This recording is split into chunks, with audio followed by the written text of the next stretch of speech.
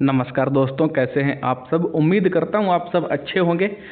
आज का सेशन बहुत ही महत्वपूर्ण रहने वाला है। आज हम दो मनोवैज्ञानिकों के सिद्धांत, उनके द्वारा किए गए प्रयोग पूरे विस्तार से देखेंगे। उसमें कौन कौन सा होगा, हल का प्रबलन सिद्धांत है उसको देखेंगे।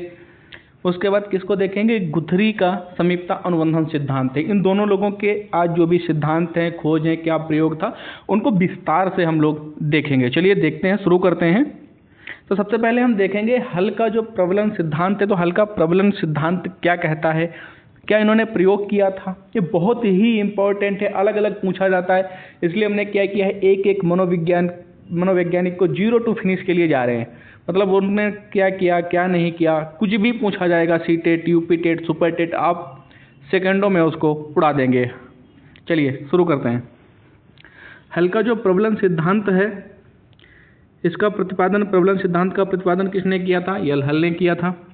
इस सिद्धांत को और किन किन नामों से जानते हैं, तो परिकल्पित निगमन सिद्धांत, जैविकी अनुकूलन सिद्धांत, आवश्यकता अवकलन सिद्धांत आदि नामों से जाना जाता है। इन्होंने प्रयोग क्या किया था, इसको एक बार समझ लेते हैं। तो हल ने एक भूखी बिल्ली को एक पिंजड़े में बंद कर दिया और पिंजड़े के बाहर भोजन रख दिया। बिल्ली पिंजड़े से बाहर निकलने का प्रयास करने लगी और इसी दौरान पिंजड़े का दरवाज़ा खुल गया और बिल्ली भोजन प्राप्त कर ली। और कई प्रयासों के बाद बिल्ली दरवाज़ा खोलना सीख गई है। आगे देखते हैं, आगे क्या कहना चाहते हैं। बहुत ही इम्पोर्टेंट है, आपको बहुत ढूंढने के बाद भी ये नहीं मिलेगा। प्रबलन सिद्धांत का अर्थ क्या है, मनुष्य अपनी आवश्यकता की पूर्ति करने का प्रयत्न करता है। सीखने का आधार इसी आवश्यकता की पूर्ति की क्या है, प्रक्रिया है। मनुष्य या पशु उसी कार्य को सीखता है जिस कार्य को करने से उसकी क्या है, आवश्यकता की पूर्ति होती है। जैसे आप लोग ही यूपी टेट की तैयारी कर रहे हैं, सी टेट की तैयारी कर रहे हैं, क्यों सीख रहे हैं, क्योंकि आपको एक सरकारी सीट चाहिए, आपकी आवश्यकता है।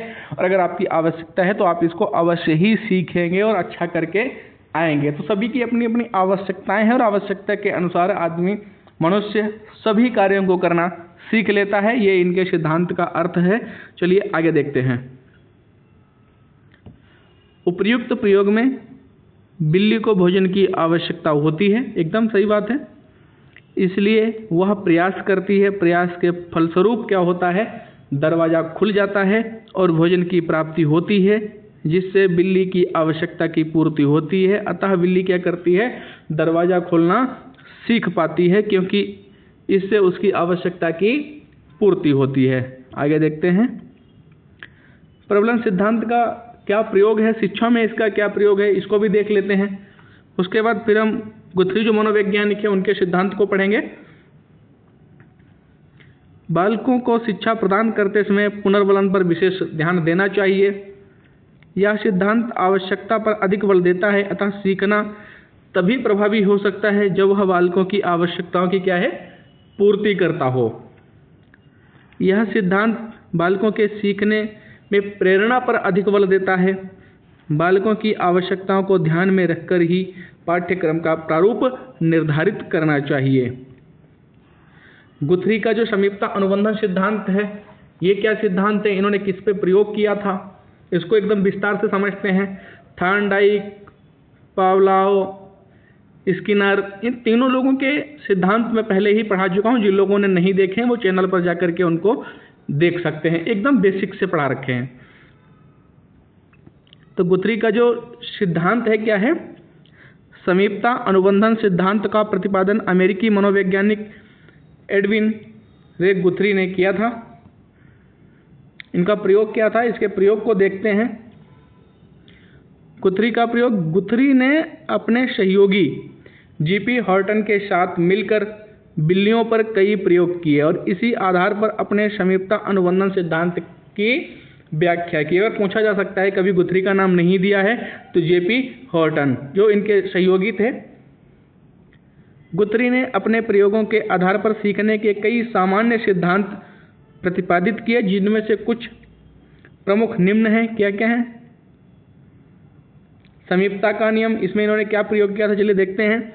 इस नियम के अनुसार किसी विशेष प्रकार के उद्दीपक के प्रति अनुक्रिया करने के पश्चात यदि पुनः वही उद्दीपक या उससे साम्य रखने वाला उद्दीपक प्रस्तुत किया जाता है तो प्राणी उसी प्रकार की अनुक्रिया दोहराता है।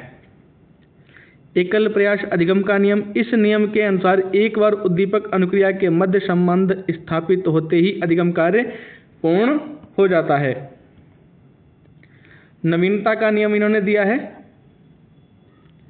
इस नियम के अनुसार प्राणी किसी भी परिस्थिति में कई प्रकार की अनुक्रियाएं करता है, परंतु उसी प्रकार की परिस्थिति में जो पहले परिस्थिति में पुनः रखने पर वह परिस्थिति में की गई अंतिम अनुक्रिया को दोहराता है, अर्थात जिसमें वो क्रिया में करने में सफल हुआ था उसी क्रिया को वो दोहराता है। अधिगम अंतरण का नियम।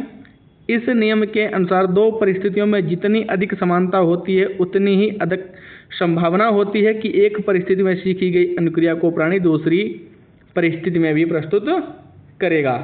आज यहीं पर समाप्त करेंगे।